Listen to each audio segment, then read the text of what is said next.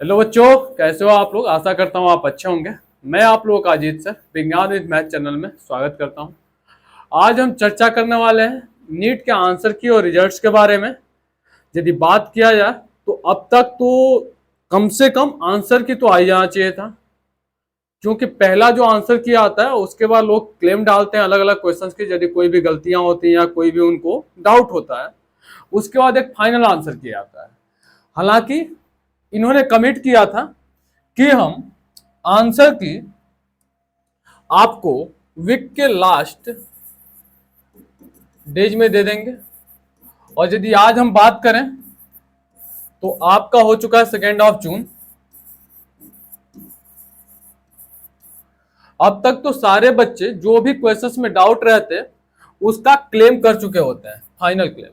ठीक है, और इन जनरल फाइनल आंसर की 7 जून को ये दे देते हैं, क्योंकि पहले के रिजल्ट की यदि हम देखें 2024 में, तो इन्होंने आंसर की जो दिया था पहला वाला, वो इन्होंने रिलीज किया था 30 मई को। और उसके बाद 4 से 5 दिन आपके पास मौका होता है कि क्वेश्चंस को देखें और हर एक क्वेश्चन जिनमें भी डाउट है आप उसके लिए क्लेम कर सकते हैं। ठीक है, और उसके बाद जब क्लेम कर दिया जाता है तो फिर ऑफिशियली चेक करके ये क्या करते हैं, एक फाइनल आंसर की देते हैं।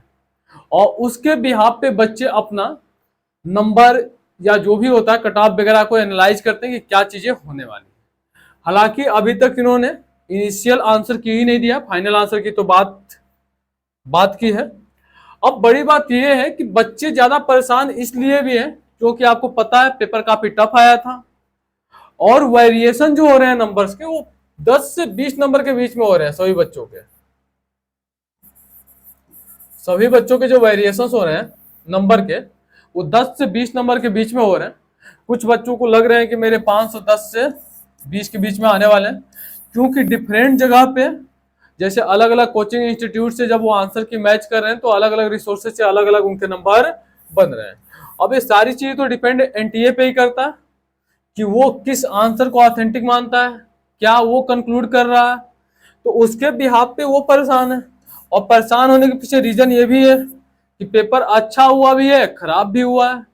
और यदि खराब हुआ है तो भाई उन्हें फर्दर अपने नए ऑप्शंस भी तो देखने हैं, क्योंकि अब हमेशा तो भाई ब्रेक लेते नहीं रहेंगे कि चलो एक साल और तैयारी करते हैं।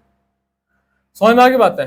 तो कुल मिला के एनटीए को आंसर की अब तक रिलीज कर देना चाहिए था, और ये काफी लेट हो चुका है। अब मानिए कि आज तो आने से रही, मेरे को लग रहा है 2 जून है आज। अब मान लो 3 से 5 जून के बीच में आ भी जाता है तो 5 से 7 दिन ये दे देंगे केवल क्या, क्वेश्चन चेक करने के लिए, उसके लिए क्लेम डालने के लिए। फिर उसके बाद इनको खुद भी तो एनालाइज करने में कुछ समय लगेगा। एनालाइज करने में मान लो 2 से 3 दिन ही लगे, तो ये कहीं 12-13 को फाइनल आंसर की देंगे। और फाइनल आंसर की के कम से कम 10 दिन बाद ये रिजल्ट देंगे। 10 दिन नहीं तो 1 वीक तो ले लेंगे। तो ये कहीं आंसर का रिजल्ट मिलते मिलते क्या हो जाएगा भाई, 20 जून हो जाएगा। और पिछली बार जो रिजल्ट आया था वो क्या आया था, 14 जून को आ गया था। और बात ये भी है कि बहुत ज्यादा डिफरेंसेज नहीं है, लेकिन सब्र नहीं होता है बच्चों से ना, किसी से भी नहीं होता भाई। एक टाइम पीरियड होता है जिसमें लोग एक्साइटेड रहते हैं कि इस दिन आ जाएगा। अब बच्चे परेशान हैं, और परेशानी उनके लिए ज्यादा बढ़ जा रही है कि जिनको अदर एग्जाम्स के भी पेपर देने हैं, जैसे सीयूटी हो गया, कोई भी यूनिवर्सिटीज हो गई, स्टेट कॉलेजेस हो गए, डीयू हो गया। तो उनका जो दिमाग है ना, दोनों चीजों में बटा हुआ है। एक तो आंसर की को देखने के चक्कर में दिन भर गूगल पे रह रहे हैं, यूट्यूब पे सर्च करना है, और दूसरा उनका इस पे फोकस प्रॉपर हो नहीं पा रहा। तो यदि सिस्टम टाइमली काम करे तो लोग बिना कोई प्रेशर लिए अपना काम कर सकते हैं।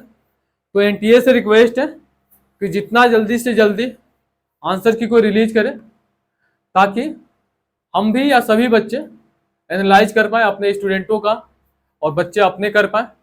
Thank you, bye bye. अच्छा हुआ नहीं मेरे को।